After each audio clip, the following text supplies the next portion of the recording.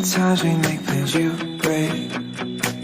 Wish I could tell you, babe, but I lost count. Too late at night, you're calling me right when I'm half asleep. I hate that I can't help myself. I think I'm into all your heartbreak. You say there's someone else, but babe, I'll wait. Cause girl, you got me feeling some way. You keep turning me down, down.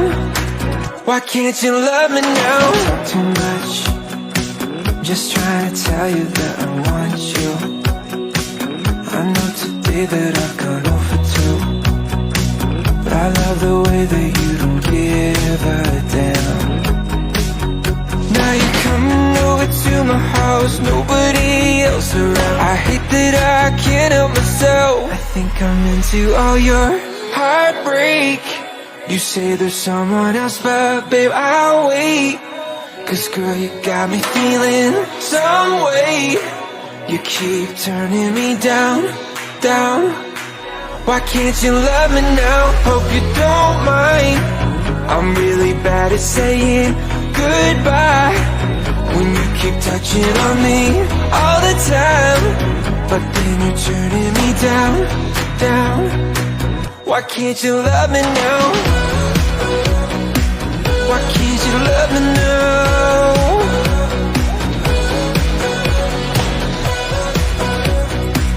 Why can't you love me now? And I wanna play a game, but it's really hard to love. You give my loving all the time. Tell me, when is it my turn? Cause every time we kiss, babe, I only hurt myself. Yeah, I only hurt myself. I think I'm into all your heartbreak. You say there's someone else, but babe, I'll wait. Cause girl, you got me feeling some way. You keep turning me down, down. Why can't you love me now? Hope you don't mind. I'm really bad at saying goodbye when you keep touching on me all the time. But then you're turning me down, down. Why can't you love me now? Why can't you love me now? Why can't you love me now? And you keep turning me down, down. Why can't you love me now?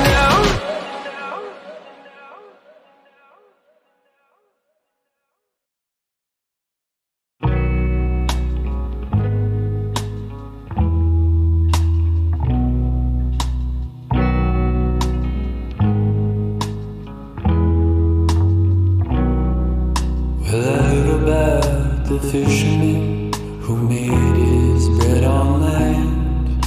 By the time I hit the garden, I just couldn't understand.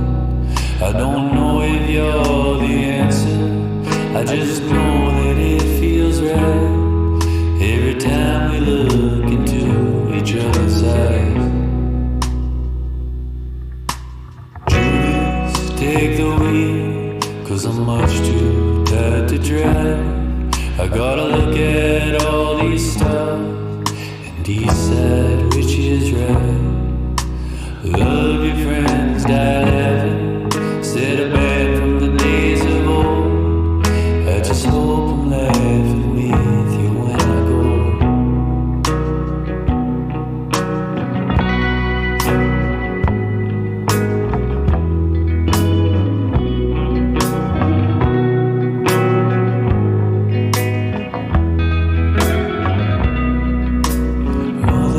Spoke of scarcity in the home where she was from. She said if you're not careful, it can get into the blood. Is that why I'm always so afraid of everyone going away? Is that why I'm always at the shows you play? Turn my back one time, turn my back 2 times, but turn my back 3 times. There's no way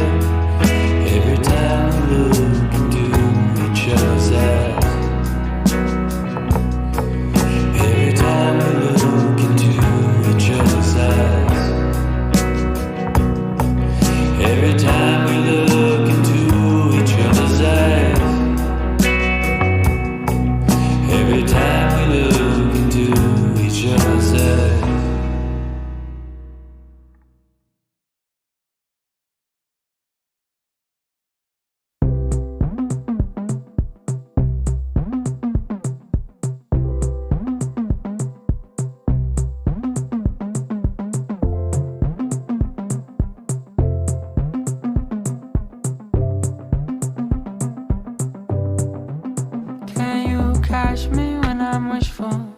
Slap me back to this world. Let me off the leash and just call me with the whistle. It's how it is and that's just how it always will be. It's been you that I need. Call those years sacrificial. Mouth goes off like a pistol now. Our minds play tricks on us. We train them to be simple. That's how it is and that's just how it always will be. It's been you that I need. It's been you that I need. It's been you that I need. It's been you that I need. It's been you.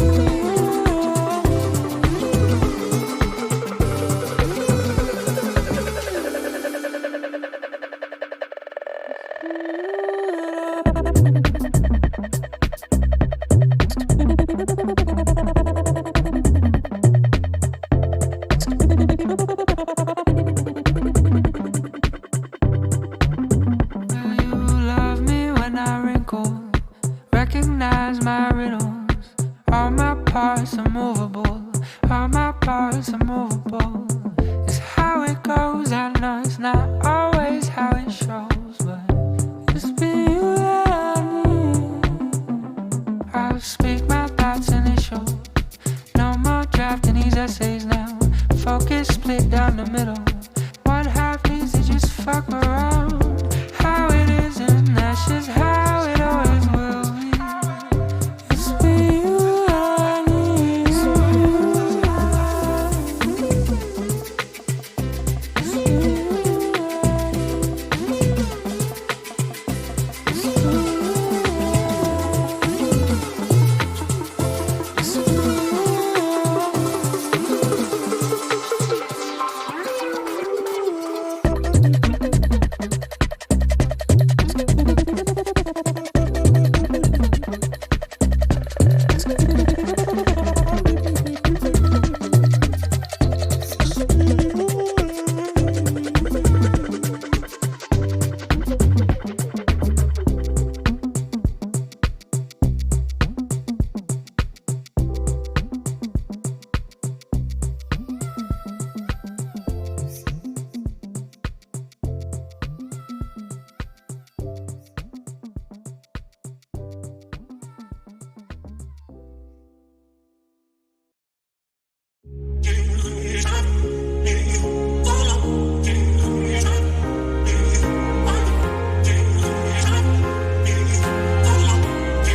that I need. Pour le grand écran, pour voir tous les films et pour rêver ensemble, on a tous une bonne raison d'aller au cinéma.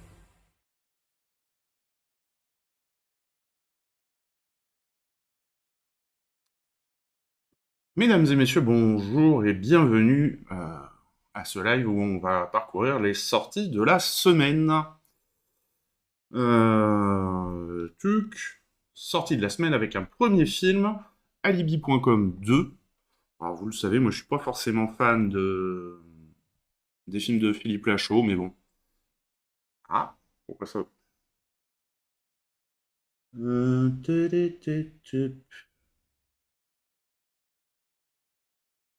Pourquoi ça marche pas? On tourne affiche. Ouais. Ah, bah voilà. Et donc, à la base, ils n'avaient pas forcément prévu d'en faire un deuxième, et donc il explique, avant de choisir de centrer l'intrigue sur les parents de Greg qu'il n'ose pas présenter à Flo et à sa future belle famille, Philippe Lachaud et ses co-scénaristes avaient envisagé toutes sortes d'options. La raison, ils ne voulaient pas décevoir les nombreux spectateurs qui avaient aimé le premier opus. Comme l'agence Alibi.com fermait ses portes à la fin du film initial, il fallait trouver la bonne raison qui obligerait Greg à la rouvrir. Certaines idées que nous avions évoquées Bonjour Dextran. On dit bonjour avant de prendre les abonnements. Merci pour l'abonnement. Certaines idées que nous avions évoquées nous éloignaient émotionnellement de la famille de Flo. Et du couple qu'elle forme avec Greg, nous avons donc abandonné. Alors pour la petite histoire, c'est le son des subs, c'est un projecteur 8 mm qui se met en route. Voilà. Comme on avait assisté à la rencontre de Greg et Flo dans le premier volet, il était naturel qu'ils se marient dans le deuxième et que l'on parte de cette cérémonie pour imaginer tout ce qui pourrait nuire à sa préparation à son bon déroulement. Confie le cinéaste en poursuivant. C'est là qu'est venue l'idée que les parents de Greg ne soient vraiment pas présentables et qu'ils risquent de gâcher le plus beau jour de la vie de Flo. La seule option que trouve Greg est de rouvrir l'agence une toute dernière fois pour présenter de faux parents à Flo et bon lurk à tout à l'heure. Pour présenter de faux parents à Flo et à sa future belle famille. Voilà, et donc le développement et l'écriture du scénario ont mis 1 an et demi. Philippe Lachaud se rappelle, une partie de l'écriture a eu lieu pendant la période du confinement, nous l'avons mise à profit, en retravaillant le script et en y injectant beaucoup d'idées. Elles se sont avérées efficaces pendant le tournage et lors des projections tests, et sont donc restées dans le montage final. Voilà un petit peu... je suis perdu dans mes boutons, j'en ai pourtant pas beaucoup. Ce qu'on pouvait dire sur alibi.com. Film suivant. Non, c'était pas ça. C'était ça.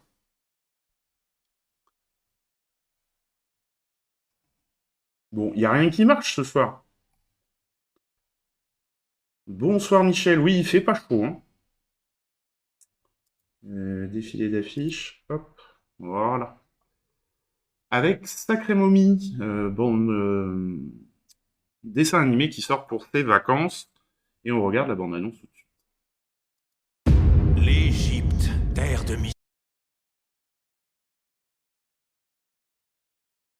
mystère. De l'autre côté de cette porte se cache le tombeau de la princesse Néfer.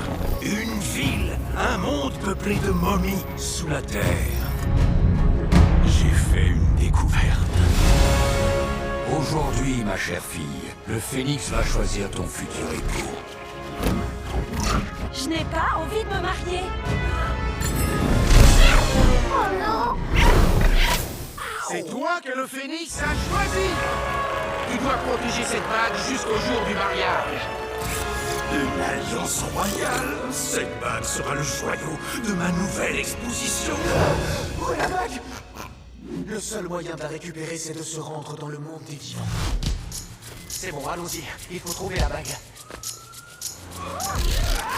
Ils nous veulent nos âmes! Oh,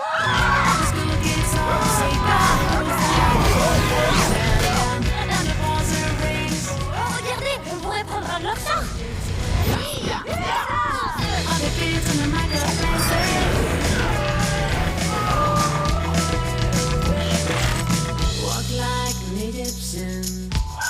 On est coincés ici!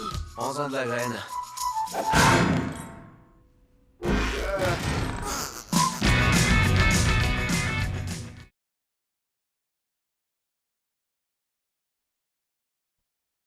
Voilà donc pour la présentation de Sacré Momie. Alors, qu'est-ce qu'on nous dit sur le film? Sacré Momie est né d'une blague. Attendez, je vous mets la fenêtre. Voilà. Est né d'une blague. L'Alliance, une invention égyptienne, a toujours servi de symbole d'engagement, d'union et d'éternité. Le producteur Jordi Gassoul a donc décidé de raconter l'histoire de Tut et Néfer, deux personnages qui ont une peur presque panique de s'engager. Cela faisait longtemps qu'on voulait faire un film de momie, mais on tenait à ce que Sacré Momie soit original. On ne tenait pas à ce que les momies soient des personnages malveillants souhaitant se venger, mais changer leur allure et leur style, s'en rappelle-t-il, en poursuivant. On voulait les rapprocher de leurs origines, puisque l'écrasante majorité des momies appartenaient à de grands pharaons, hommes et femmes, ayant considérablement amélioré les conditions de vie dans l'Égypte antique. On voulait associer les momies et le concept de la blague pour créer un film. Et donc, c'est le premier long métrage réalisé par Juan Jesus García Garrocha, débutant en matière de mise en scène, après avoir travaillé comme directeur artistique sur des films tels que Tad, l'explorateur à la recherche de la cité perdue, et Le secret du roi Midas. La musique, elle, a été composée par Fernando Velázquez, lauréat du prix Goya, qui a souvent collaboré avec le célèbre artiste réalisateur espagnol J.A. Bayona. Sacré Mommy comprend 3 chansons originales, dont I Am Today, New Song et Ring Song. Les paroles de cette dernière ont été écrites par le scénariste et producteur Jordi Gassoul. Et ils ont fait appel à des danseurs professionnels pour créer les chorégraphies dans le film. Voilà. Un petit peu ce qu'on pouvait dire sur Sacré Mommy. Hop, film suivant. L'Atout. Bonsoir Calusarium. La Tour, dont on ne pourra pas regarder la bande-annonce, puisque... Bonsoir Hérétique. Puisqu'il y a des choses qui ne peuvent pas être vues sur Twitch, mais on va regarder un petit peu, quand même, la jeunesse du film. Même s'il n'en a jamais réalisé par le passé, Guillaume Niclou est un grand fan de films d'horreur. Le cinéaste explique ainsi être entré de plein pied dans le surnaturel féerique avec la découverte de Dumbo, Peter Pan et les Aristochats. Éléphants et enfants volants, chats qui parlent, j'ai longtemps considéré la mort de la mère de Bambi comme une des scènes d'horreur les plus réussies, et qui a traumatisé pas mal de gamins. Puis, à l'âge de 10 ans, mes parents m'ont autorisé à regarder la télévision, et ce fut un choc. J'ai pris un rendez-vous toutes les semaines avec le cinéma de minuit de Patrick Brion, le ciné-club de Jean-Claude Philippe. J'y ai découvert les films de Todd Browning, James Whale, Friedrich Murnau, mais aussi les œuvres de Jean Epstein et Jacques Tourneur. Parallèlement, mon père a commencé à m'emmener voir en douce des films interdits aux moins de 13 ans, des films traumatisants pour un enfant, mais qui ont été le terreau de mon intérêt pour le genre. De Zardoz à Carrie, comme mon père était passionné de cinéma, j'ai eu accès très jeune à la revue Midi Minuit Fantastique, au premier numéro de l'Écran Fantastique, époque format carré. Et donc l'idée du script, c'est la dimension surnaturelle provoquée par le confinement qui a donné à Guillaume Niclou le point de départ de l'histoire de la tour. De façon totalement instinctive, j'ai puisé dans l'appréhension de l'enfermement et la résurgence d'une peur infantile, celle du noir total. Et c'est marrant parce que à la fin de la bande-annonce, ça finit avec vous allez regretter l'ancien confinement. Vous trouvez que c'était original.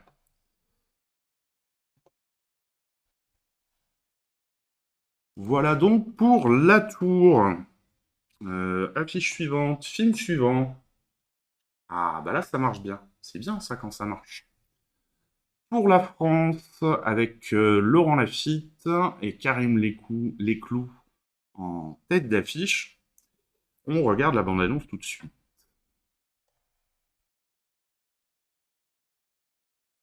Que ton courage soit notre loi, malgré le poids de vos bras. Bonjour Madame Saïdi, toutes mes condoléances. Il faut que nous parlions des funérailles de votre fils. Souhaitez-vous une cérémonie militaire? Oui, c'est important pour lui. Faites le nécessaire. Il est évident que la mort d'Aïssa aurait pu être évitée. C'est un bahutage, une transmission de tradition qui a mal tourné. L'affaire va être qualifiée en homicide involontaire. Aïssa vous a-t-il parlé de ses premières semaines à l'école militaire? Il était épuisé. Il me parlait de réveil en pleine nuit. Peut-être juste stupide et humiliant. Aidez-moi! Il y a dû y avoir un malentendu au départ. Le cimetière militaire concerne les soldats tombés en opération extérieure. On sait tous que c'est à cause de votre bizutage de merde que mon frère est mort. Présentez! Saint-Cyr, l'armée et le système. Ils sont tout aussi responsables du décès d'Aïssa. Ils l'ont buté, maintenant il faut qu'ils échouent. Faut qu'ils lui rendent les honneurs. L'honneur, c'est aussi l'image. Pour qu'allons-nous passer si nous renvoyons nos élèves à la première erreur? Vous appelez ça une erreur? J'appelle ça une faute. Tu veux décider pour les morts, tu veux décider pour les vivants. Jamais de ta vie t'as pris une bonne décision. C'est le décret ministériel concernant les funérailles d'Aïssa.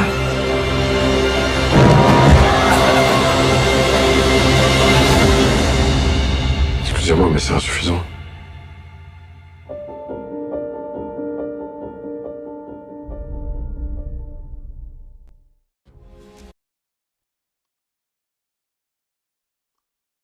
Voilà donc pour la présentation de ce film. Sacrée ambiance, hein. Alors, qu'est-ce qu'on nous dit sur ce film? Pour la France, est basé sur un épisode intime et douloureux de l'histoire familiale de Rachid Ami, la mort de son petit frère Jalal Ami suite à l'organisation d'un bahutage imitant le débarquement de Provence dans des conditions extrêmes à l'école spéciale militaire de Saint-Cyr en octobre 2012. Le destin de mon frère est hors du commun. Jalal, un jeune homme né en Algérie, musulman, banlieusard, français et patriote, qui après des études brillantes à Sciences Po et Taïwan National University, s'est engagé à l'école spéciale militaire de Saint-Cyr où il a trouvé la mort par la faute de ses camarades. Lorsque l'idée d'en faire un film m'est venue en 2013, je me suis rendu compte de l'universalité des thèmes à aborder: engagement militaire, intégration, foi, représentation des banlieues, appartenance à une citoyenneté de plus en plus mondiale, confie le metteur en scène en poursuivant. En 2010, pour finaliser son master à Sciences Po, Jalal est allé apprendre le mandarin traditionnel à la prestigieuse université Taïda.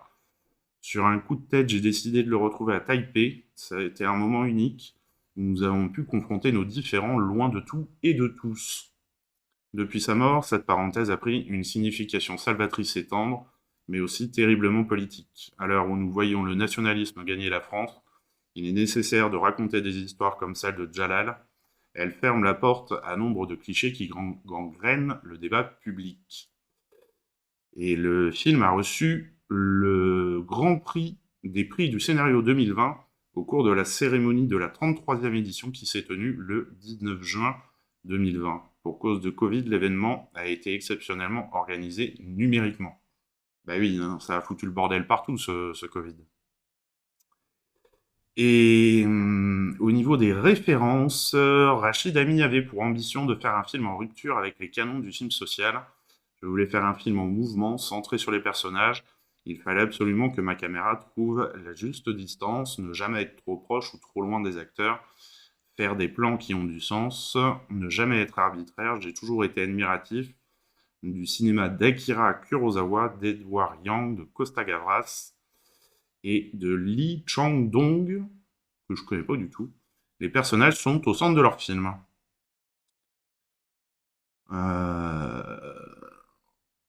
Très tôt, Rachid Ami et son équipe ont choisi de tourner les parties Alger et Taipei avec des optiques anamorphiques pour avoir une image plus ronde, mais aussi pour détacher les acteurs des décors avec des flous plus prononcés et avoir une restitution de couleurs plus douce.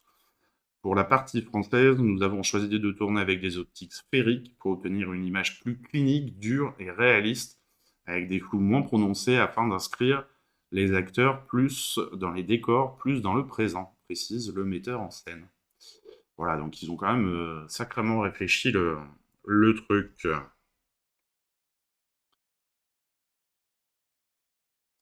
Hop.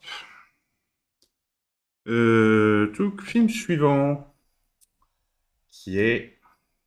L'armée a beaucoup évolué sur les visitages depuis cette affaire, oui. Bah tu m'étonnes, ça avait fait scandale, oui, quand même. C'est vrai qu'au cours d'un bizutage, perdre un... Oui, puis ça continue toujours, hein, dans les grandes écoles. Ils ont beau dire, non, ça se fait plus. Bon. On sait chaque année qu'il y a des problèmes, il y a des gamins qui finissent à l'hôpital et tout. Bon. C'est... Voilà. La bêtise humaine, on va dire. Donc, le retour des hirondelles, dont on regarde la bande-annonce tout de suite.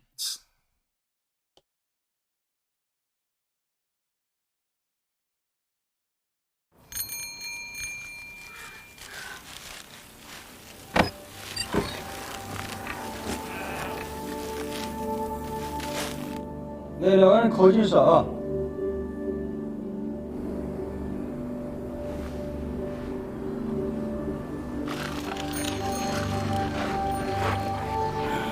是好人，能跟你。我把那发一个小包，能把飞的白人都哈佛进去了。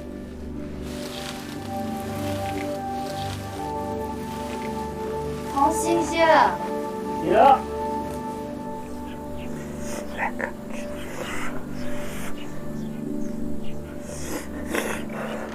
这转得老啊！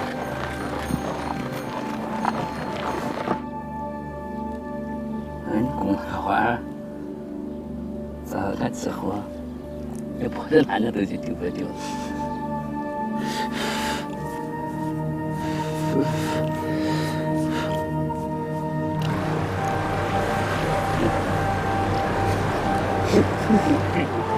我咋地都没想到，这辈子还能有自己的家，能飞在自己的岗上。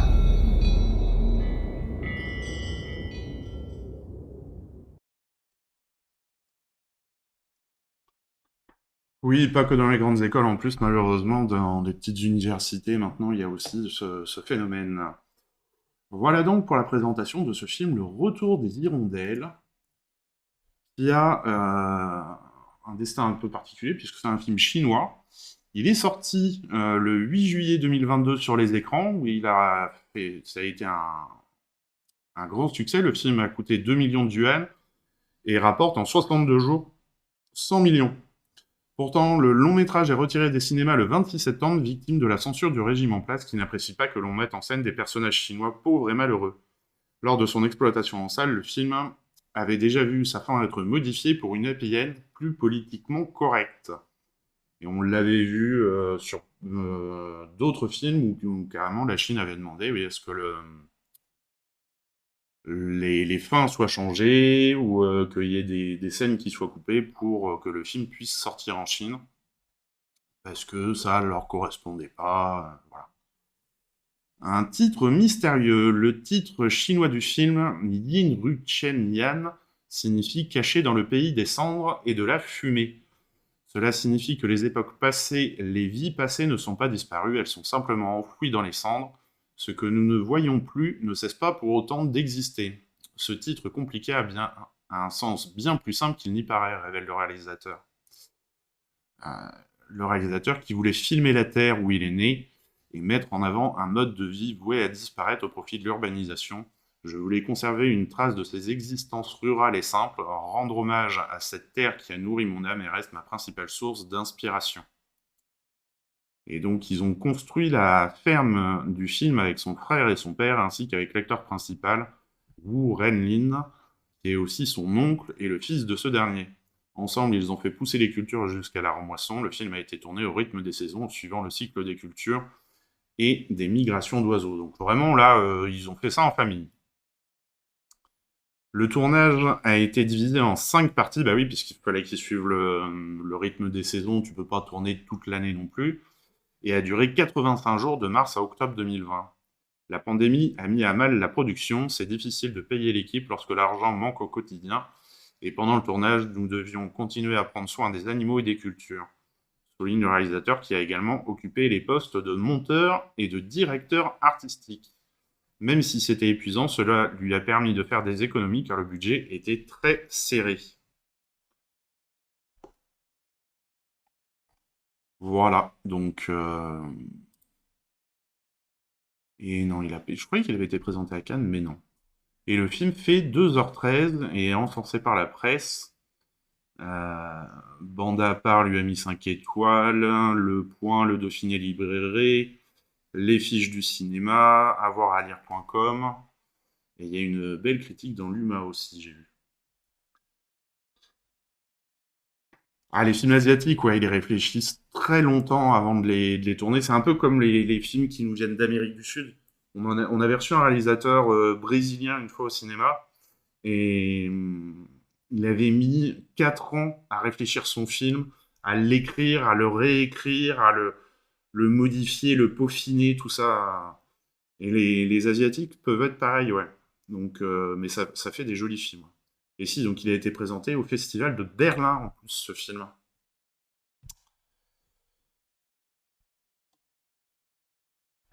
Alors, film suivant. Alors là, ça va être plus léger. La Grande Magie, le nouveau film de Noémie Lvovsky. C'est pas facile à dire, ça. On regarde la bande-annonce tout de suite. Quand je refermerai le cercueil, vous disparaîtrez.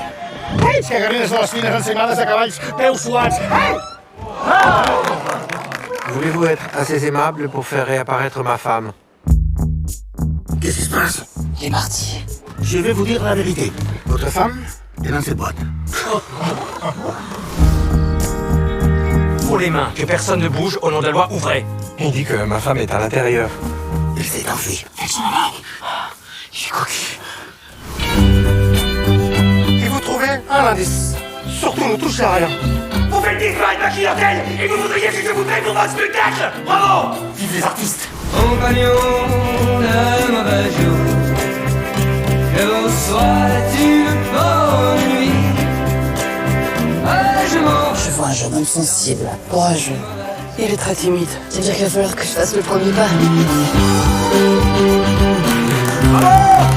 Mon frère, je te dois la vérité. Je vois clair dans ton jeu, mon pauvre ami. Ce qu'il veut, c'est mon argent. J'ai pas trop compris. Je ne fais rien. Au bord de la mer, d'un mauvais jour, compagnon de mauvais jour. Je pourrais exiger des dommages et intérêts. Nous aussi, nous pourrions exiger des dommages et intérêts pour clientèle défectueuse. Bonsoir Tardotte. Ah là, elle s'est fait plaisir avec le casting. Parce que il y a du monde. Il y a vraiment du monde.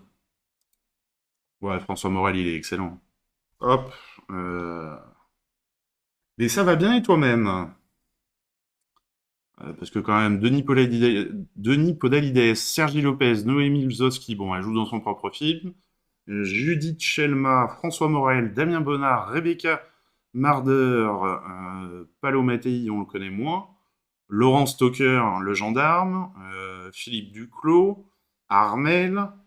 Ouais, ah, ça fait plaisir, ouais.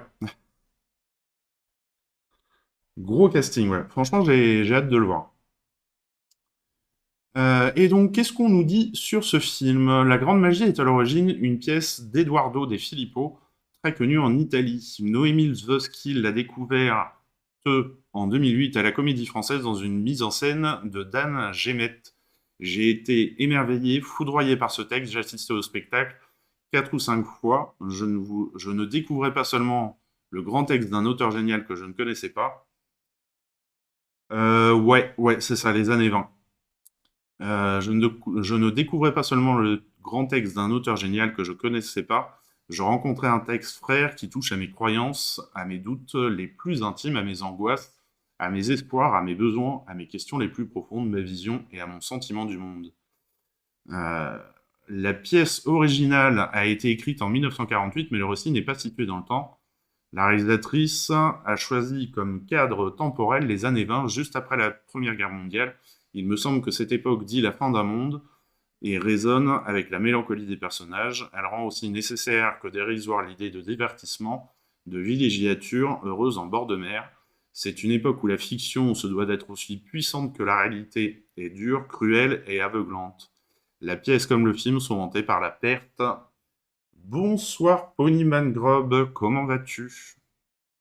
La pièce comme le film sont hantés par la perte, la disparition de la mort. Pourtant, elle n'a pas un goût particulier pour l'esthétique des années 20 et n'a pas cherché à en livrer une reconstitution minutieuse avec la chef costumière et décoratrice Yvette Rothschild. Nous n'en avions pas envie, nous n'en aurions pas eu les moyens, ce sont les années 20. Oui, mais à notre goût, rêvé, imaginé depuis les années 2020, nous avions envie de traces de notre présent dans le passé. Et donc, c'est une adaptation très libre de la pièce. Le film reprend la structure en 3 actes, ainsi que certains personnages et certaines scènes, mais il s'en distingue aussi par les séquences musicales et les personnages féminins à qui la réalisatrice a voulu donner de la chair. J'ai longtemps étudié le texte de De Filippo, puis j'ai eu besoin de m'en éloigner et de l'oublier pour m'approprier les personnages et leur histoire tout en cherchant à rester fidèle à l'esprit de l'auteur. Et donc, elle l'a pensé comme une comédie musicale, comporte des séquences musicales et chantées et dansées, enregistrées en son direct. La comédie musicale est un genre que je place très haut, mais elle considère son long métrage comme un film où ça chante ou ça danse plutôt que comme une comédie musicale. Je n'ai pas fait appel à des chanteurs ni à des danseurs, j'ai préféré aller vers des actrices et acteurs qui pour la plupart ne savaient ni danser ni chanter. Des amateurs en matière de comédie musicale, je trouve tellement beau et bouleversant de voir ces amateurs chanter et danser. Voilà un petit peu pour ce film de Noémie Lvovsky, La Grande Magie.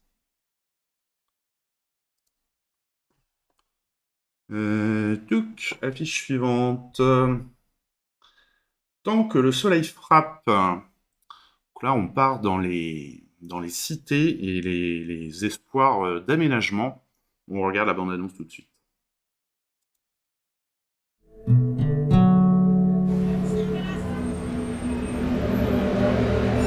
Allez. Nous, ce jardin, on le rêve un peu comme un refuge. C'est vraiment un lieu pour ne rien faire. Une zone de ralentissement au plein cœur de la ville. Pour arrêter ce rythme effréné de la ville. C'est pourquoi nous avons besoin du concours pour relancer le projet. Mais c'est bon les gars, on a déjà gagné, c'est dans la tête. Non, on a déjà gagné, mais si on le gagne, on vient faire la fête et là on va tous vous coucher. La commission a hésité. C'est un très beau projet. Mais ne désespérez pas pour autant, hein. J'adore bosser au parc et tout, mais j'ai pas fait tout ça pour passer ma vie à être jardinier. Il y a un moment, il faut savoir abandonner, et puis voilà, ça libère des choses, ça ouvre. Pauvre papa, t'es triste?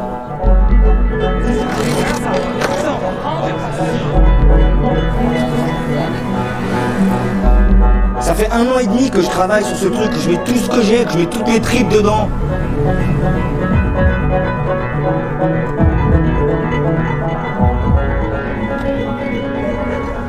Je sais que le bon sens voudrait que je passe à autre chose, mais j'y arrive pas. Peut-être par souci de loyauté envers les habitants, ou tout simplement parce que j'y crois. En fait, à ce projet, j'y crois vraiment.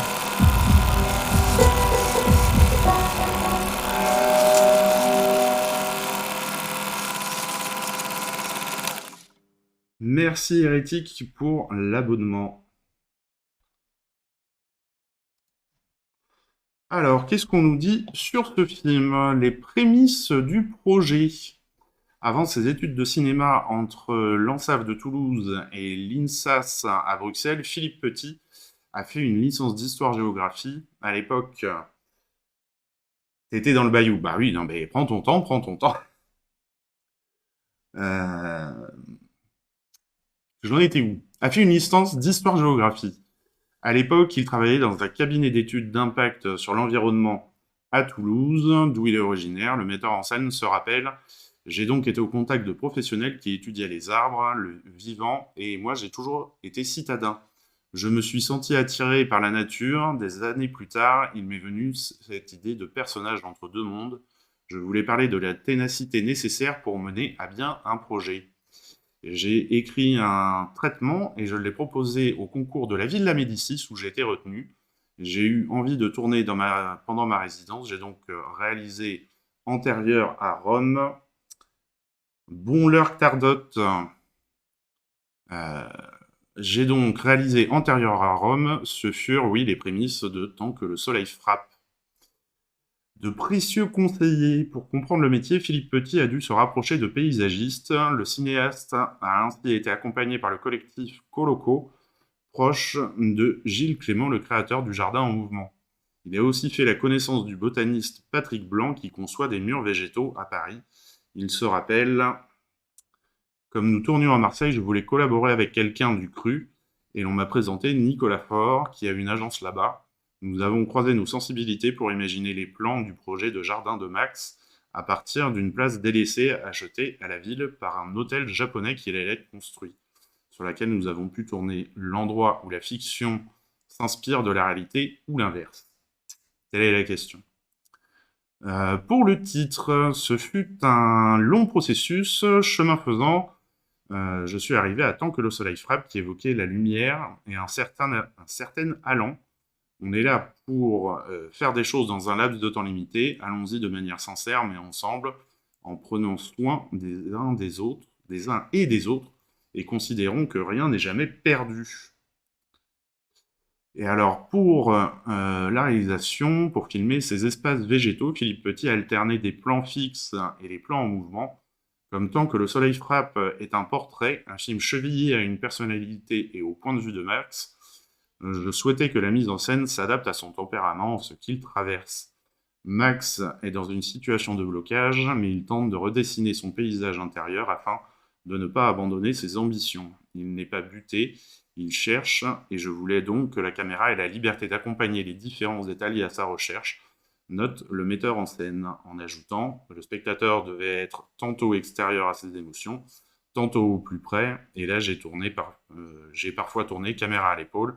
J'ai voulu travailler la frontière entre l'acteur et le spectateur, l'endroit d'où je regarde et celui où je deviens le personnage. Et donc, le réalisateur qui a rapidement pensé à Swan Arlo parce qu'il apprécie ses choix précis, son jeu à la fois incisif et décalé. Il est simple et généreux, je le savais, capable d'une grande liberté de jeu. Et donc, un film ancré dans le réel. Philippe Petit ne voulait pas jouer avec plusieurs focales et souhaitait obtenir un rendu assez proche de la réalité pour inscrire les enjeux de la vie de Max dans la ville d'aujourd'hui. Le réalisateur explique qu'il fallait se rapprocher de Max au fur et à mesure qu'on le rencontre et que le film avance. Par le choix de la caméra, des optiques, des décors, du positionnement des comédiens en fonction du soleil, nous cherchions toujours à composer une image vive, contrastée, colorée, avec une certaine profondeur de champ, avec le souci permanent de rendre compte de l'horizontalité de l'espace. Voilà pour ce film Tant que le soleil frappe, j'avais déjà oublié le nom. Film suivant, Astrakhan, dont on regarde la bande-annonce tout de suite.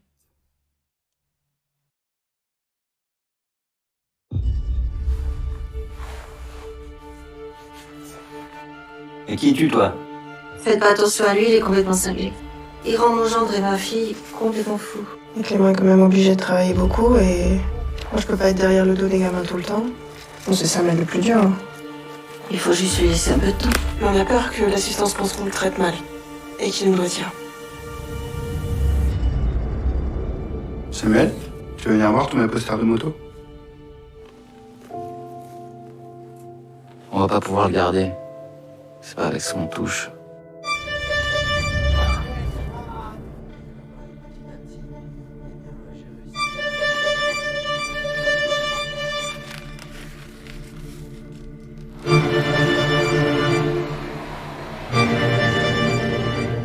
Tiens, c'est pour toi. C'est pour moi? C'est fou. Je sais plus trop quoi faire, je me suis fait amie. D'habitude, moi je comprends les gamins. C'est pour ça que j'ai voulu être nourrice. Mais lui, je sais pas comment le prendre.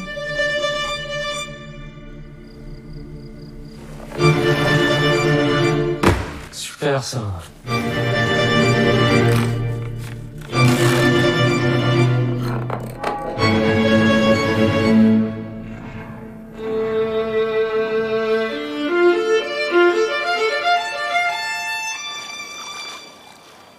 Mais malgré tout ça, on s'est attaché à ce gamin, vous comprenez?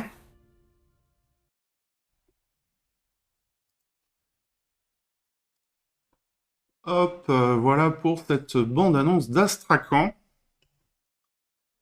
Et donc, qu'est-ce qu'on nous dit sur Astrakhan? L'Astrakhan est une laine noire qui provient d'agneaux tués dans le ventre de leur mère juste avant la naissance. On en faisait autrefois des manteaux ou encore des manchons. Aujourd'hui, ces pratiques sont heureusement interdites. Je cherchais le nom d'une matière pour titre, j'aimais ce mot depuis longtemps, avec son côté désuet et un peu triste. J'y associe tout un imaginaire, la sensation de son toucher, l'agneau, donc l'enfant sacrifié, ses échos religieux, avec l'Agnus Dei.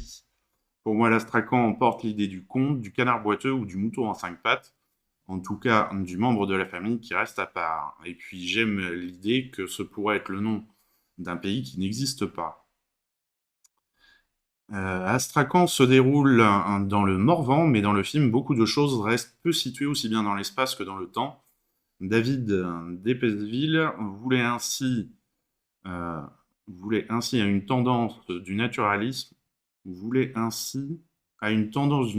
à tout inscrire. Il doit manquer un mot quelque part là. Époque, lieu, situation. Il précise, plusieurs époques sont présentes par couche. Le monde d'Astrakhan est un monde où l'on parle encore de la DASS, bien qu'elle n'existe plus, mais où on échange des euros. C'est un monde où on regarde un film avec Brigitte Lahaie, mais sur un écran plat. Un monde où n'apparaît qu'une seule fois un téléphone portable dans un décor daté. Une rue figée dans le temps comme le Morvan en offre beaucoup. C'est une des raisons pour lesquelles j'ai voulu y tourner. J'aime ces frictions temporelles. Et donc oui, je me posais la question parce que ça se voit pendant la bande-annonce que le format du film est particulier. Donc le réalisateur voulait que l'époque du film devienne celle de l'enfance et aucune autre. Il a dans ce sens choisi de tourner Astrakhan en 16 mm. Ce format permet de troubler ce rapport à la temporalité. Non seulement les films qui m'ont inspiré sont en pellicule, mais il existe pour moi un rapport fort entre enfance et pellicule, l'enfance de l'art peut-être. À la recherche de Samuel, David Despesville a d'abord cherché l'interprète de Samuel par casting, puis comme le personnage fait de la gym, il s'est rendu dans toutes les associations de gym de Bourgogne, puis très vite, une de mes productrices a pensé à son neveu. Au début, j'ai résisté, je trouve cela presque trop facile. Mirko habite dans les Alpes, je l'ai rencontré pendant un week-end qu'il passait à Paris. J'ai continué à voir d'autres garçons, mais j'ai revu Mirko. J'étais impressionné par son intelligence, par sa compréhension du scénario, simple, brut, sans psychologie, qui nous permettait de gagner un temps fou. J'ai passé du temps chez lui, dans les Alpes. On lisait le scénario le matin, puis on en parlait ensemble, je le filmais sur son vélo. Se rappelle le metteur en scène, et au fur et à mesure, il me racontait des choses sur lui qui entraient en rapport avec l'histoire de Samuel. J'ai été extrêmement heureux avec lui au tournage, ce qu'il proposait était d'une grande justesse. Mirko ne connaissait rien au cinéma, aucun fantasme ou mythologie lié à cela m'a beaucoup plu. Et donc le réalisateur, qui est originaire de Nevers en Bourgogne, donc juste à côté du Morvan où il est souvent allé, le cinéaste explique, c'est là qu'a été tourné Gabi Babidol de Sophie Le Tourneur, pour lequel j'étais premier assistant. Aussi, j'avais déjà tourné mes courts et moyens métrages dans la région. Ce sont des paysages, des lumières, des ciels qui me sont familiers, auxquels je suis sensible. Il se trouve que le Morvan a longtemps été une terre d'accueil pour les orphelins. Il m'intéressait d'inscrire mon histoire lointainement inspirée des nourrices morvandelles dans des lieux réels. Je pense par exemple au cimetière devant lequel les personnages passent à la sortie de la messe, à propos duquel Samuel pose une question. Les tombes qui sont là sont de vraies tombes des orphelins de la région. Voilà pour Astrakhan. Allez, on change d'ambiance et on se fait une petite comédie avec les Têtes givrées, dont on regarde la bande-annonce tout de suite. C'est quoi cette sortie scolaire qui claque le sol là? Tu commences à râler dès maintenant, on n'est pas rendu. Hein. Monsieur, j'en peux plus là. Je te dois de la crise tachycardiaque. Tachycardiaque.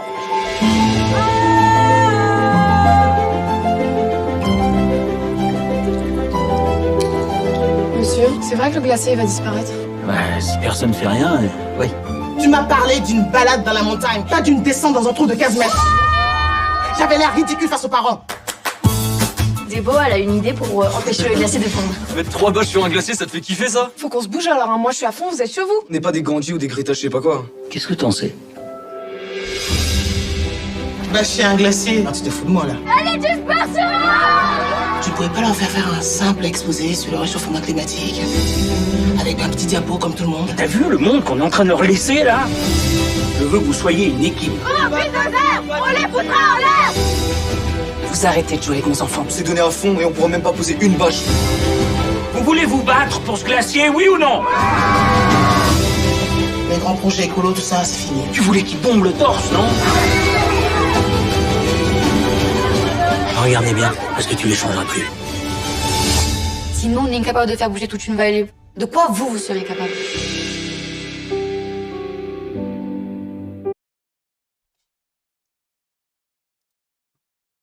Voilà, bon, plus léger, on aborde un peu les thèmes de l'écologie, on est dans des thèmes qui sont très à la mode en ce moment. Et donc au départ, le réalisateur voulait mélanger plusieurs envies, faire un feel-good movie, parler du réchauffement climatique, filmer la nature, faire un film sur le métier d'enseignant et tourner avec des adolescents. Il voulait tout faire en même temps.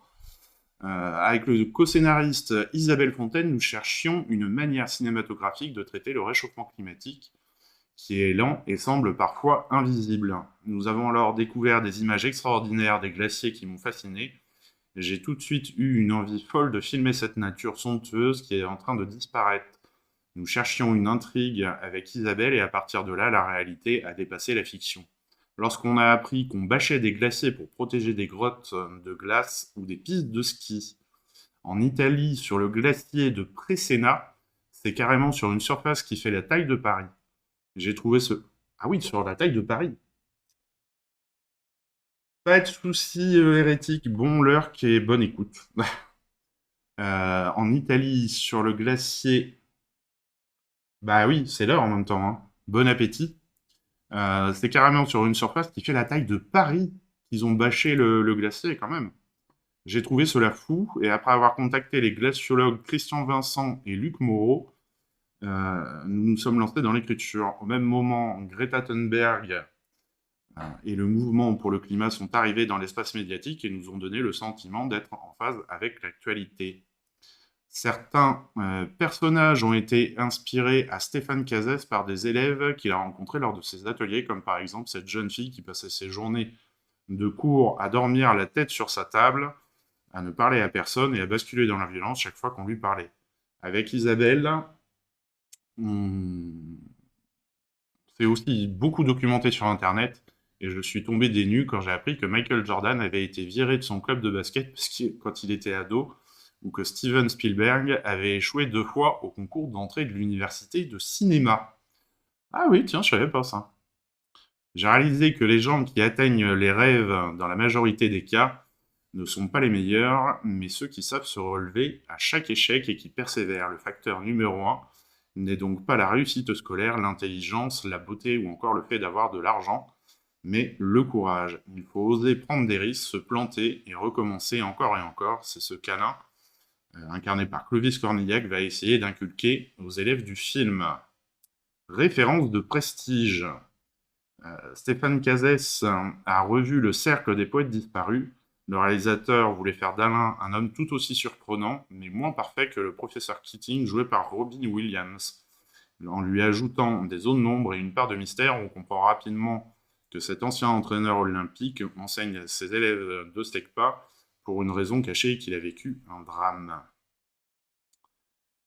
Lors du tournage, le réalisateur et son équipe ont fait attention à tous les niveaux aidés par l'entreprise Sequoia, en mangeant local, bio et zéro déchet. On a favorisé des costumes de marque française et ou éthique, les lampes à basse consommation, le maquillage bio. La déco était recyclée, donc ils ont vraiment fait le maximum. On a privilégié les vélos et voitures électriques pour se rendre sur le plateau.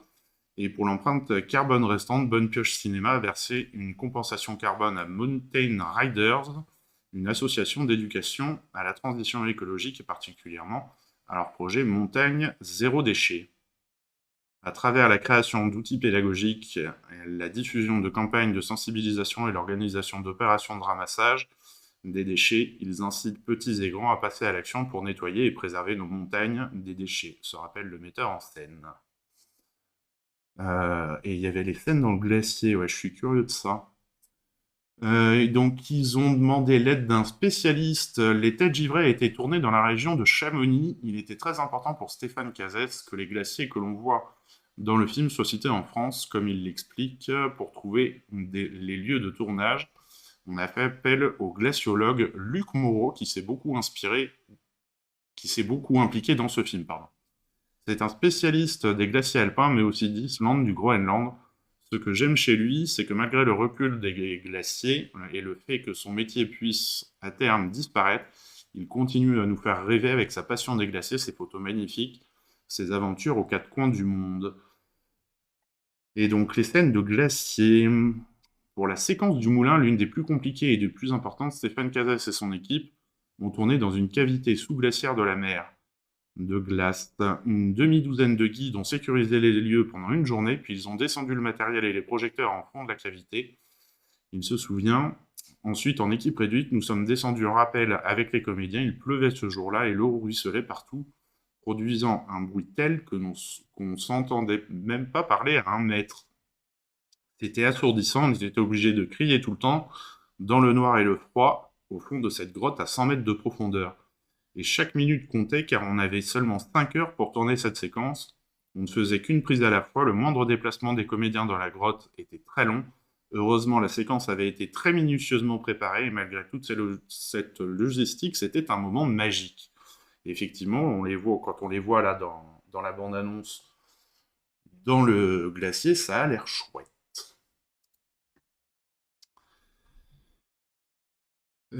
Affiche suivante. Film suivant. Emmett Till, Le visage d'une révolution. Emmett Till, triste histoire. On regarde la bande-annonce tout de suite. Aviez-vous un fils qui, de son vivant, répondait au nom d'Emmett Till? Oui, monsieur. Il n'avait jamais eu d'ennui à Chicago? Pas plus qu'un autre jeune homme. Avez-vous expliqué à votre fils de quelle façon il devrait se conduire au Mississippi? Est-ce que tu m'écoutes? Ils ont des règles différentes là-bas. Fais-toi tout petit le temps que tu y seras. Emmett voulait seulement partir en vacances et s'amuser avec ses cousins. Je voulais préserver son innocence. J'ai tout fait pour que son enfance ne lui soit pas volée. Il ne s'est jamais dit que quelque chose pourrait lui arriver. C'est bien ce garçon-là? Le corps d'Emmett Louis Till vient d'être retrouvé mort. Je dois vous préparer.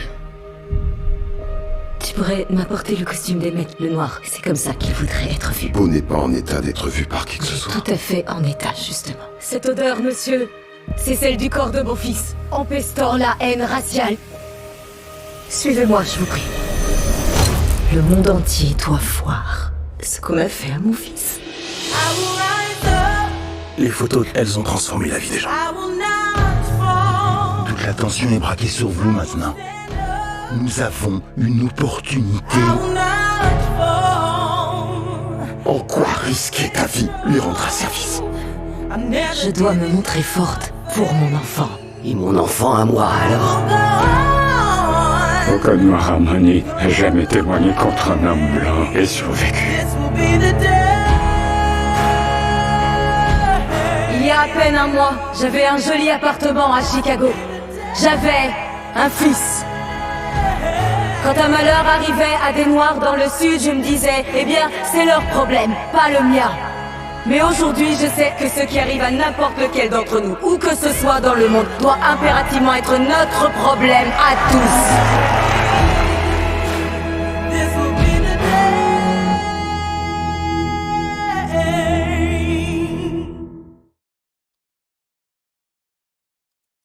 Effectivement, un film sociétal fort. Et donc là, on est sur après Emmett Till. Et si vous voulez découvrir ce qui est arrivé à Emmett Till, il y a une bande dessinée qui est très bien faite par Arnaud Floch. Où vraiment, on suit ce qui lui est arrivé avant de disparaître. La note d'intention du film. Malgré son titre, Emmett Till s'attache avant tout au parcours de sa mère, Mamie. La réalisatrice Shinoni Chukwu décrit son film comme une histoire d'amour. En dépit de la souffrance et du chagrin, il était essentiel pour moi d'axer le récit sur l'affection profonde qui unit Mamie et Emmett. Le style cinématographique et la tonalité d'Emmett Till s'appuient refaire vivre, romancer les faits sociétaux qui sont des marqueurs de nos sociétés, pays. Tout à fait. Je sais plus où j'en étais. Le style cinématographique et la tonalité d'Emmett Till s'appuient sur un équilibre entre le deuil en l'absence d'amour, le chagrin inconsolable en l'absence de joie et l'évocation de la communauté noire confrontée à la mort déchirante d'un enfant. J'espère que le spectateur sera sensible à l'humanité des personnages à l'écran et saura repérer les réalités culturelles et politiques actuelles de notre société dans ce film. Oui, parce que bon, quand on voit tout ce qui se passe aux États-Unis, là, les flics qui ont tué des gens, bon, ça continue à y avoir des problèmes. Et j'espère que la trajectoire de Mamie nous permettra de prendre conscience de la force qui est en nous pour poursuivre le combat pour la justice et le changement, tout comme elle s'en est elle-même emparée. Quant à l'actrice Danielle Deadwyler, elle espère que le film poussera les spectateurs à ne plus agir de façon individualiste. On a bien vu que ce besoin de solidarité s'est manifesté pendant la pandémie de Covid-19 au plus fort de la crise climatique et au moment où tant de questions socioculturelles, raciales liées au genre et à la sexualité divisent nos sociétés. Si dans ces circonstances on ne pense qu'à soi, c'est qu'on n'a rien compris au sens de notre passage sur Terre. J'espère donc que les spectateurs garderont cela en tête après avoir vu le film. Mamie Elizabeth Till Mobley, née le 23 novembre 1921 et décédée le 6 janvier 2003, était enseignante et militante. Née dans le Mississippi, elle a emménagé dans la région de Chicago avec ses parents à l'époque de la grande migration afro-américaine. Elle était la mère d'Emmett Louis Till, assassiné dans le Mississippi le 28 août 1955 à l'âge de 14 ans, après avoir eu un comportement soi-disant inapproprié avec Caroline Briand, caissière blanche d'une épicerie du coin. Mamie a pris la décision de laisser près de 50 000 personnes apercevoir le cadavre de son fils à Chicago lors de son enterrement à cercueil ouvert et a autorisé le magazine Jet à publier les photos du corps afin de montrer les mutilations qu'il avait subies. Après le meurtre de son fils, elle est devenue enseignante et militante au sein d'un mouvement pour les droits civiques. Au cours d'un vibrant hommage à Montgomery dans l'Alabama, quelques mois après les obsèques d'Emmett, Martin Luther King Jr. a déclaré « Ce qui s'est passé est l'un des crimes les plus atroces et les plus inhumains du XXe siècle ». La réalisatrice a pris le parti de ne pas représenter la violence physique envers les Noirs à l'écran, car cela représente pour elle une forme de complaisance. Le film commencera par des moments de joie et terminera sur des moments de joie. On a besoin de voir la joie à l'écran. Il était vital pour elle de représenter la communauté noire, en particulier les femmes, sans chercher à exploiter leur traumatisme et leur souffrance. Sur la genèse, si Orion Pictures, filiale de MGM, était autrefois associée aux films de genre, la société a changé en 2020 son orientation et entend désormais développer... Oui, non, mais ça va, c'est juste une petite... et entend désormais développer et produire des films autour des minorités. Ok, ils vont développer ça comme ça. Pour Alana Mayo, PDG d'Orion Pictures, le point de vue de la réalisatrice sur l'histoire d'Emmett Till était déterminant. Le regard singulier et cinématographique de Shinoni sur la trajectoire hors du commun de Mamie Till Mobley s'attachait à la très belle humanité qui se dégageait des moments de joie et de tragédie vécus par la communauté noire.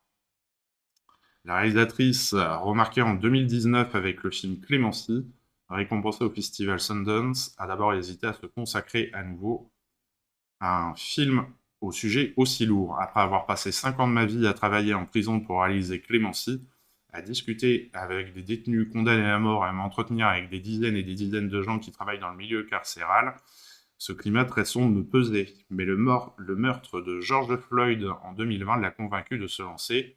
Il m'a semblé évident qu'il fallait raconter cette histoire, qu'il fallait la raconter dès à présent.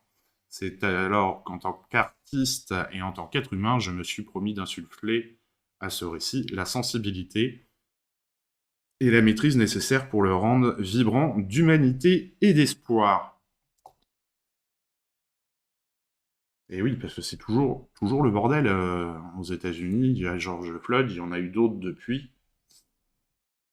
C'est vrai que ça restera de toute façon je pense, dans l'ADN des États-Unis. Hein.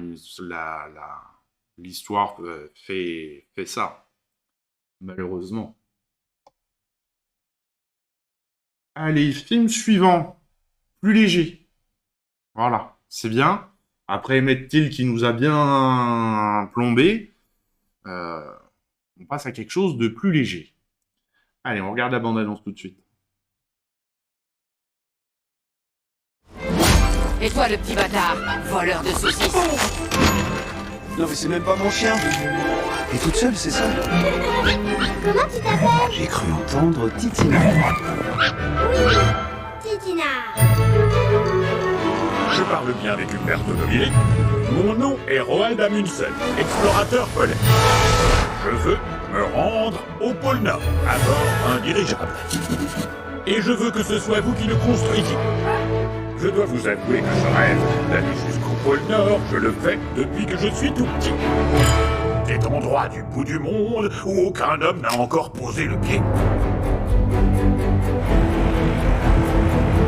Titina, viens. Vous avez emmené votre chien?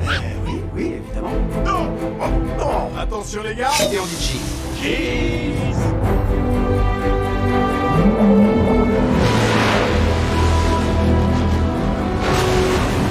Attention! Faites attention au chien! Tu l'as vu? Titina, mais où étais-tu passé?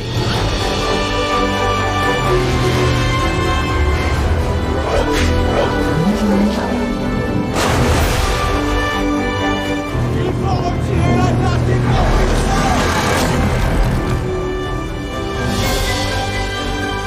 C'est sans espoir. Il y a beaucoup trop de vent. On espère seulement qu'ils y soient arrivés. Non, Billy, on devrait plutôt faire demi-tour. C'est plus prudent. C'est de la folie. T'es sûr de vouloir faire ça?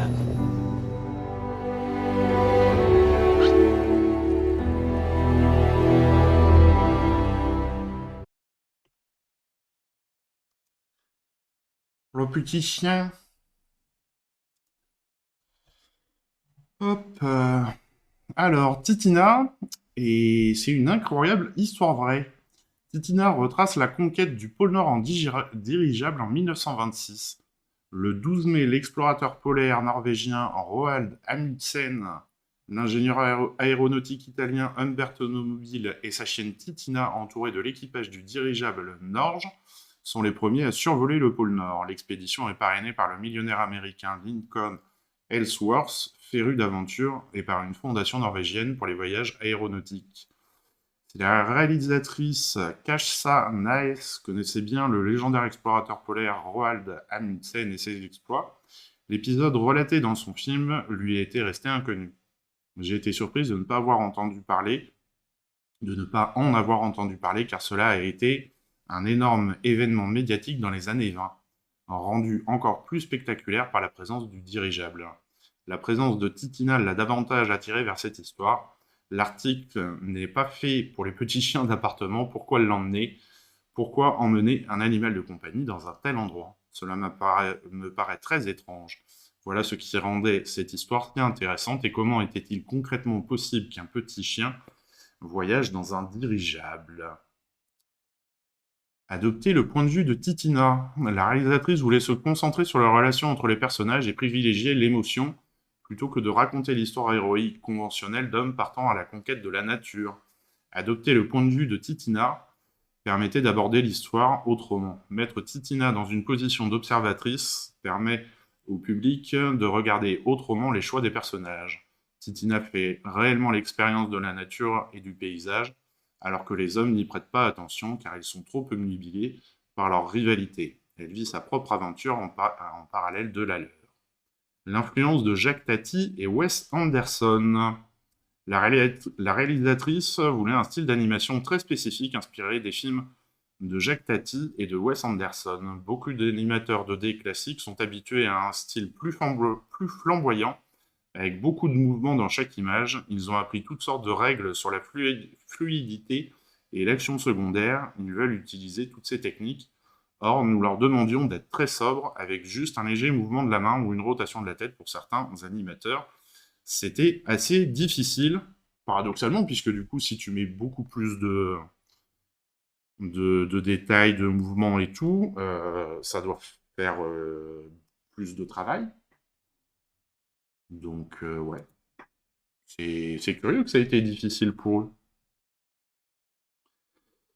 On continue à voyager avec le film suivant, Zodi et TU, frères du désert. On regarde la bande-annonce tout de suite.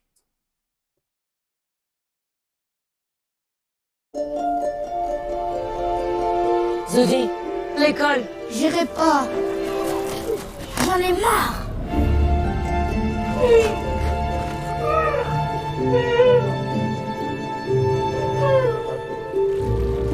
Vas-y, bois. On va t'appeler TU.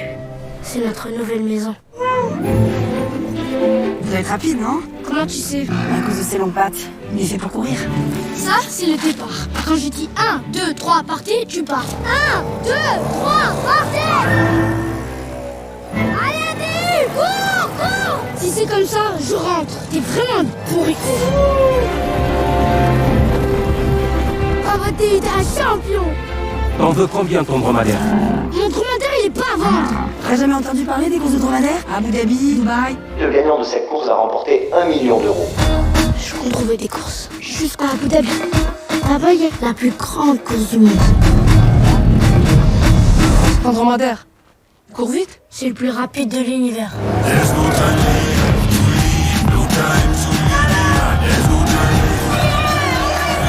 Il y a un dromadaire, il est en train de gagner toutes les courses de la région. يلا عندنا يلا نخرج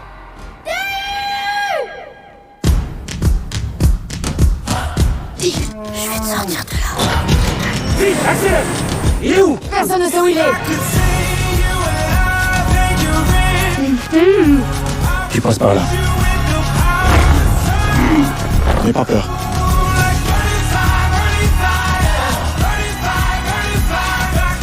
N'aie pas peur. Allez, viens!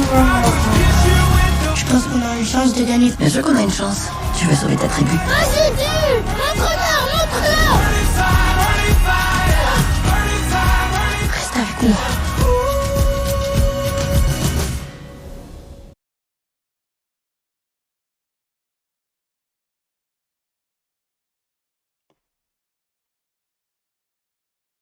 Ah bah voilà. Bon, un classique, hein, on met un gamin avec un animal, et puis forcément ils deviennent les plus grands amis du monde, et voilà. Les courses de dromadaires, l'équivalent des chevaux européens au Moyen-Orient, Dubaï, Oman, ouais, Abu Dhabi. Effectivement. Alors, la genèse, c'est le producteur Farid Lawassa, avec qui Éric Barbier a fait ses études de cinéma à l'IDHEC, qui a proposé au réalisateur cette histoire d'amitié entre un petit garçon et un dromadaire. Et cette proposition est tombée formidablement bien, parce que je rêvais depuis longtemps de faire un film que les plus jeunes pourraient voir avec plaisir. Pour un réalisateur, faire un film destiné aux enfants, c'est un peu comme revenir à l'origine de son amour du cinéma, c'est être à nouveau impressionné par la solennité du moment, où les lumières s'éteignent dans la salle, c'est redécouvrir sur grand écran la poésie et l'onirisme des paysages et des mondes inconnus. C'est retrouver la force des histoires qui nous plongent dans un univers où le rêve et la magie ont encore une place centrale. Après avoir vu des courses de dromadaires à Abu Dhabi, aux Émirats Arabes Unis, et lu un traitement écrit par Jennifer De Volder, il a été définitivement conquis par le projet. Pendant les repérages dans la région de Ouarzazate, l'équipe est tombée sur plusieurs familles de nomades qui vivaient dans le reg et leur a demandé de participer au film. Le réalisateur raconte « Ces familles amènent au film le réalisme de la vie des nomades berbères. Pendant les 3 semaines de tournage dans la tribu, les familles dormaient, vivaient sur le décor. Quand on arrivait sur le tournage à l'aube, les familles étaient déjà debout, les enfants s'occupaient des bêtes. Dans le soleil levant, c'était magique. » Et comment on fait le casting d'un dromadaire? Le réalisateur voulait un dromadaire au pelage blanc pour qu'il se démarque facilement dans un troupeau et soit identifiable par les enfants. Pour trouver l'interprète de TU, la production est partie dans le Sahara occidental, près de la ville de Dakhla, rencontrer Monsieur Dlimi, qui est un passionné de courses de dromadaires. Avec lui, elle a sillonné le désert près de la Mauritanie où se trouvent des milliers de dromadaires à moitié sauvages qui vivent en troupeau sans barrière. Le réalisateur se souvient, Après 3 jours, nous avons repéré 2 dromadaires blancs très beaux que nous avons ramenés dans un petit enclos. Une fois lavés et brossés, nous avons utilisé de la teinture noire pour faire la tache sur le côté de leur tête. Et là, devant nous, on a vu TU pour la première fois un dromadaire avec un sacré caractère. Le petit garçon, Yasser Drief, l'interprète du petit garçon, a été remarqué dans une session de casting en Belgique à laquelle il avait participé suite à une annonce. Il n'avait jamais tourné auparavant, mais a su se montrer juste et émouvant durant ses essais. La principale interrogation qui demeurait était son comportement face à un animal. Le jeune comédien a alors fait des essais à Bruxelles avec des chevaux qui se sont révélés concluants, puis s'est rendu à Marrakech, où il a appris durant 15 jours à se familiariser avec TU. Le chanteur Mika signe avec Zodi et TU Frères du Désert la première bande originale de film de sa carrière. Le réalisateur revient sur leur collaboration. Contrairement à ce que je fais en général, je ne lui ai donné aucune référence. J'évitais même de lui montrer des séquences soutenues par des theme tracks, des musiques références sur lesquelles travaille la monteuse du film. Quand on se parlait, on se disait simplement « là, il faut de l'attention, là, c'est la rencontre magique, là, on doit avoir peur, là, la musique doit accentuer la vitesse de la course, là, il faut souligner la douleur de la séparation ». Au final, Mika a composé plus d'1 heure de musique originale et interprète 3 chansons, dont une en compagnie de l'artiste sud-africaine Nomfundo Mo. Un véritable accomplissement pour le chanteur, j'en rêve depuis mes 11 ans. J'ai commencé à composer et à chanter étant enfant, mais à chaque fois que je voyais un film, sa musique restait ancrée en moi. Dans ma mémoire, cela avait beaucoup d'impact sur moi. D'ailleurs, depuis ce temps-là, je collectionne les BO, et au fil des années, j'ai eu quelques opportunités de composer pour le cinéma, mais ça ne s'était jamais fait. Et Alexandra Lamy, afin de se présenter pour le film, Alexandra Lamy s'est rendue à Frontignan près de Sète à la rencontre de Coralie Lemeur qui pratique la course à dos de dromadaires et en élève dans sa ferme. L'actrice gardait un mauvais souvenir des dromadaires après les avoir côtoyés au Maroc sur le tournage d'Un gars, une fille. Le dromadaire est très hautain, on ne sait jamais ce qu'il pense, ce qu'il peut faire, mais ce que j'ai appris chez Coralie, c'est qu'il faut le laisser venir à vous. Il n'aime pas être touché, caressé, à moins qu'il ne le demande. Et puis on m'a montré comment faire des piqûres en attrapant et maîtrisant un dromadaire, ou encore comment l'arrêter en mettant sa main en hauteur. Effectivement, quand t'es préparé, ça va toujours mieux.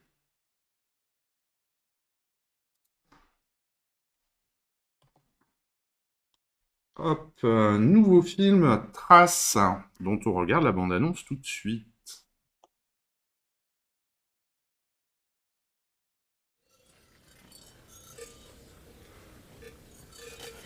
Vem o vento do deserto. Vem o vento do deserto. Misturar o errado e certo. Misturar o errado e certo. Vem o vento sopra forte. Vem o vento sopra forte. Não é ele que traz a morte. Não é ele que traz a morte. Morte, sempre vencedora. O que se passa?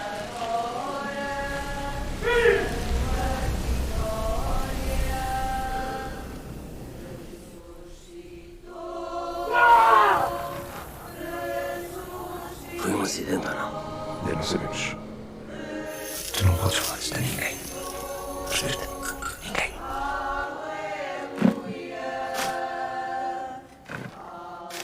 Costumas pensar no que te aconteceu? Era normal. Querias vingar-te, querias ter tido uma vida normal. Eu não faço mal.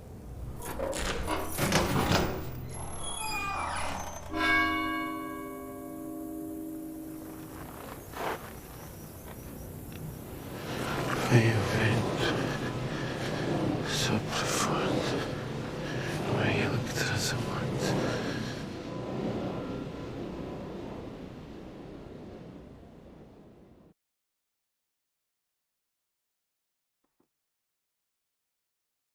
Voilà donc pour cette bande-annonce de Trace. Alors, qu'est-ce qu'on nous dit sur Trace? Oh, il n'y a pas grand-chose. Hein. Le film est présenté en séance spéciale au Festival de Cannes 2022. Pour le réalisateur, le film est né de l'envie de réfléchir sur la violence exercée par les plus forts sur les plus faibles, sur l'illusion du pouvoir qui envahit tous les aspects de la société, de réfléchir à la perte de l'innocence, où elle se produit et pourquoi. Mais l'envie la plus prégnante a été de réfléchir à la peur et à la façon dont elle nous conditionne, comment elle nous transforme et déforme la réalité. Le réalisateur Thiago Guedes retrouve Albano Geronimo, qu'il avait déjà dirigé dans le domaine. Le film est co-scénarisé par Thiago Guedes et Thiago Rodrigues, homme de théâtre qui est l'actuel directeur du Festival d'Avignon. Et le film est vraiment très chouette, je sais pas, la presse, voyons voir. Ah ouais, la presse reste mitigée, il n'y a pas un seul qui a mis 5 étoiles. Ce qui est fort dommage parce que vraiment... Alors, faut passer la première partie du film là, qui peut surprendre et qui a là pour le coup une scène qui est assez violente. Mais après, cette scène-là imbrique tout le film, tout le reste du film. Donc, hop.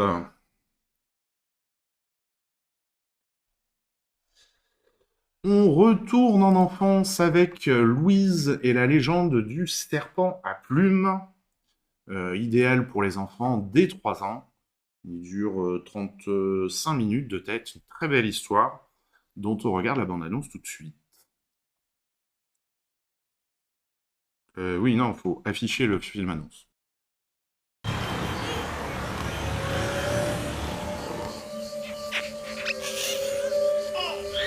Waouh! Il est immense cet oiseau! T'as vu? Mais qu'est-ce qui te prend? Oh non! Kedza! Allez, reviens, s'il te plaît! Ma petite Nina, ton lézard pourrait bien être la réincarnation de Quetzalcoatl. Kedza serait un dieu? Arthur, j'ai vraiment besoin de ton aide. Louise, je sais où est ton lézard. Touche pas à mon lézard! Tiens! Il ne vous reste plus beaucoup de temps. Il faut se dépêcher, mes enfants.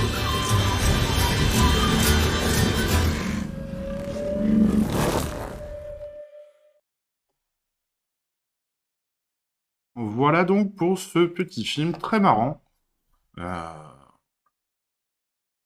Très, très bien fait, très sympa. On parle de la mythologie d'Amérique du Sud, c'est ce que voulait la réalisatrice. J'ai rien d'autre à dire que ça sur ce film. C'est que la réalisatrice voulait parler de... présenter aux plus jeunes la mythologie d'Amérique du Sud. Affiche suivante. Lucie perd son cheval. Attendez, parce qu'il me semble... J'ai l'impression que j'ai oublié un film.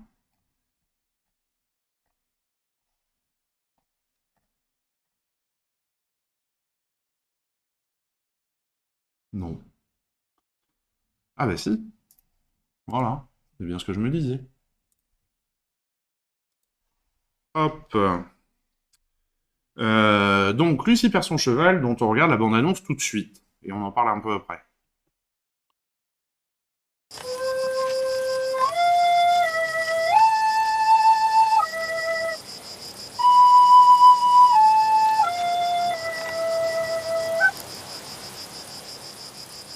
Oui, Winnie. Oui?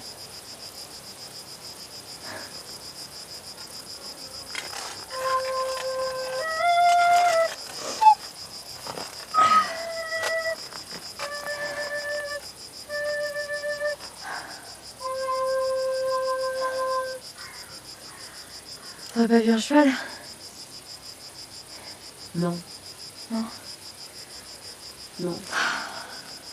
T'as perdu ton cheval? Ouais. C'est vrai? Moi aussi. Ah oui? Oui. Bah, il y a un petit temps maintenant, mais...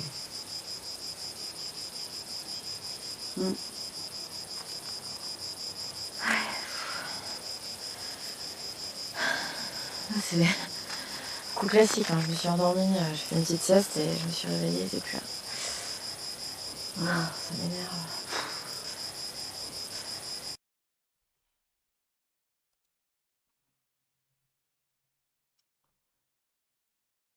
Voilà. Je sais pas si la bande-annonce vous a donné envie. Moi, j'ai vu le film, et à la fin, je me suis dit, pouh.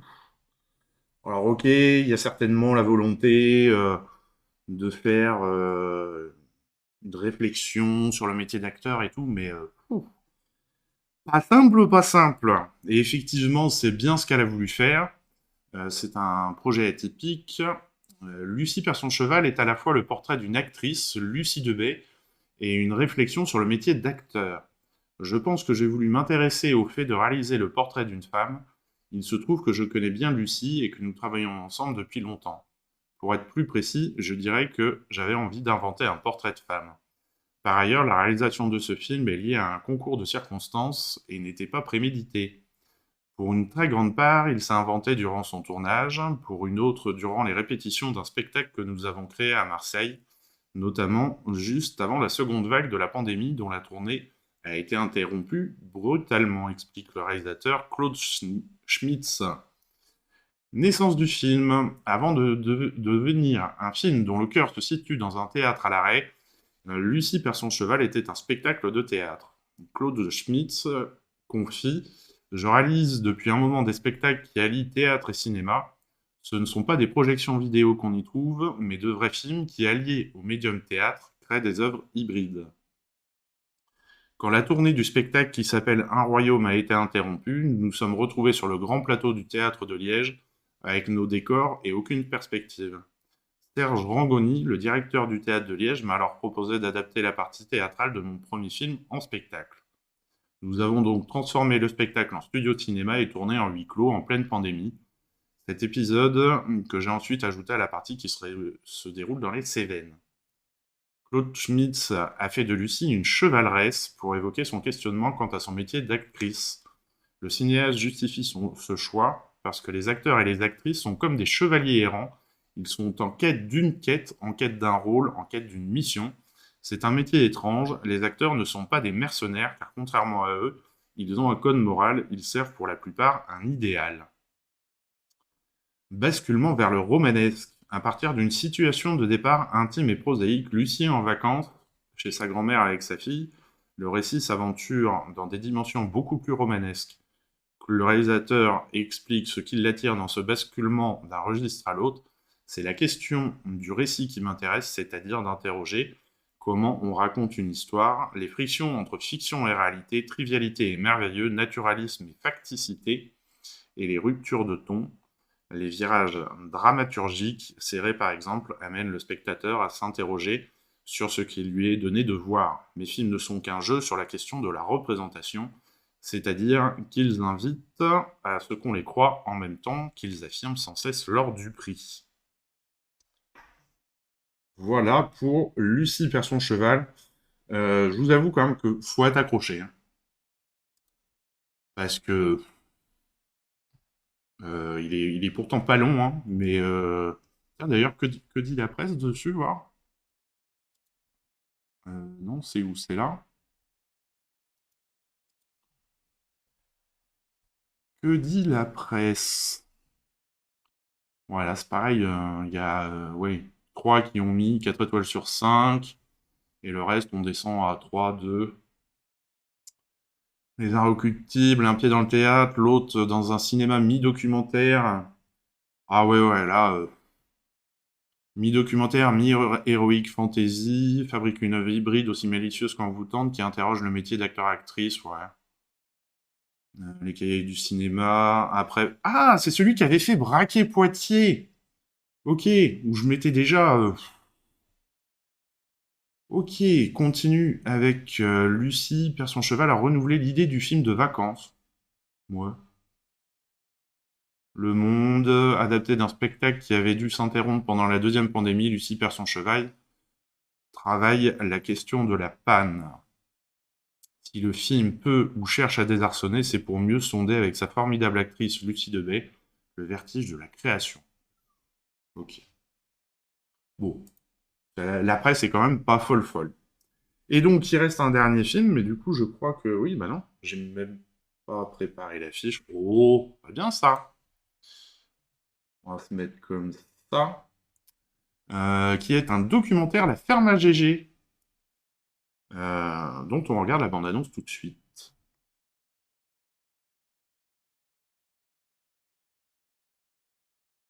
Et ouais.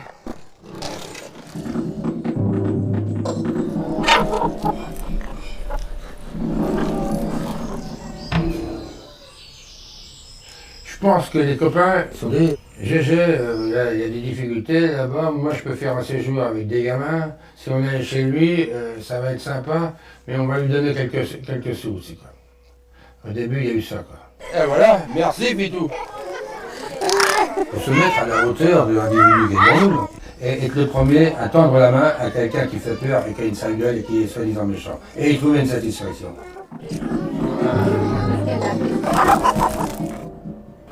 Comment c'est les cochons? Les oreilles comme ça, c'est rose et ça a cuire tire-bouchon. Ouais, ça tombe bien, j'en ai un. Allez, on y va? Oui, on va voir. On arrive, mon cochon il est mort. C'est pas le hasard en but. Est-ce que c'est normal, est-ce que c'est pas normal? Et ben, c'est des gabaos comme ça qui vont parler de ça et de vendre du cochon. Ça a commencé à nous donner confiance en nous et à partir d'un moment on s'est dit fille de la ferme et fière de l'être. Voilà. Avec des gamins débrouilleux, mais soi-disant méchants et mal élevés à la maison, il n'y a jamais eu le moindre souci. Et tu savais, toi, que les animaux, ils faisaient l'amour? Et je ne le savais pas, mais je l'ai vu à la ferme GG, mais c'est trop de la balle. Un agriculteur de la Manche à qui l'Éducation nationale vient de remettre les insignes d'officier de l'ordre des palmes académiques. C'est rare, extrêmement rare, puisque cette distinction est d'habitude remise à des enseignants. Du sens, du respect, du partage, de la tolérance. Et j'ai jamais vu un gamin qui a refusé ça. La même idée, vous n'avez pas d'ennui avec vos enfants de banlieue. Jamais on m'a demandé si j'avais des satisfactions.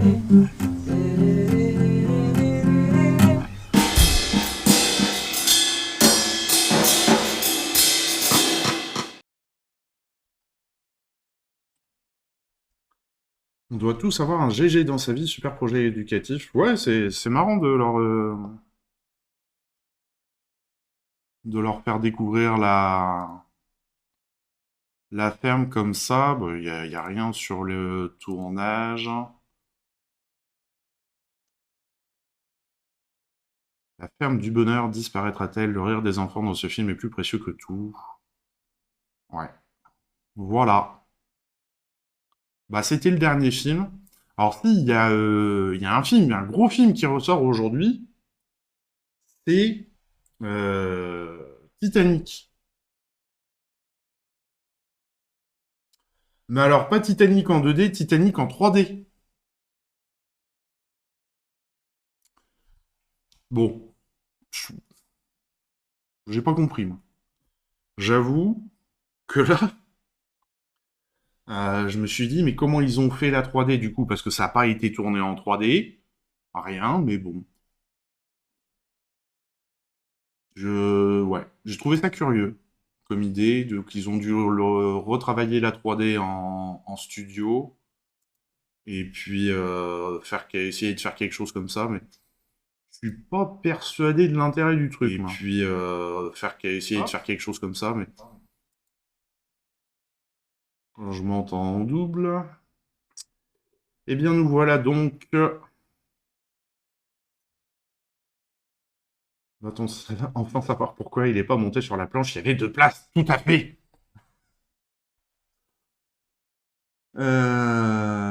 Voilà donc pour les sorties de la semaine. On va lancer un raid. J'ai vu que The Game est en live. Ça s'écrit comment? The Game 730.